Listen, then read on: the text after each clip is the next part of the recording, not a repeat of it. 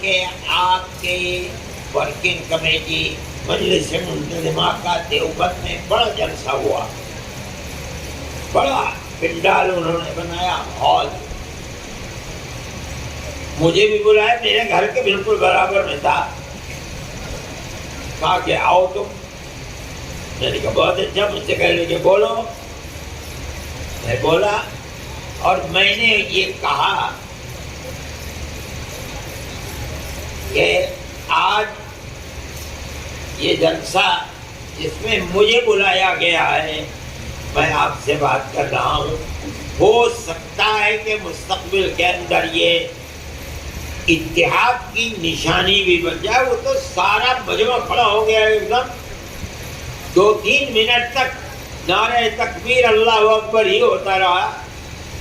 تو میں نے مولانا محمود صاحب سے کہا کہ میری اس تجویز کو آپ کے 100% لوگوں نے کس طرح اس کا استقبال کیا تھا، اس کا مطلب یہ ہے کہ آپ کی جمعیت کے تمام ارکان جو چال الگ ہوں گے، سب یہ چاہتے ہیں کہ اتحاد ہو جائے، اتنے متحد ہونا چاہیے۔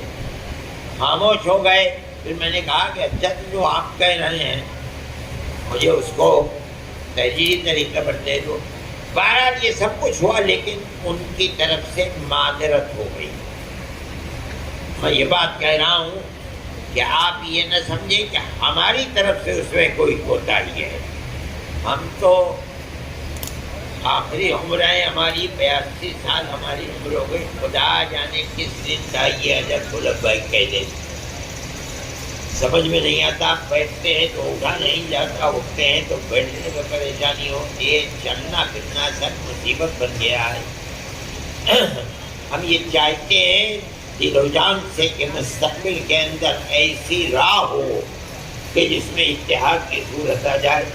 ان کے سامنے کیا مشکلات ہیں، ہمیں یہ حق نہیں ہے کہ ہم مشکلات کے سلسلے میں ان سے پوچھیں، لیکن بہرحال بات یہ ہے کہ میرا دامن پاک ہے بالکل۔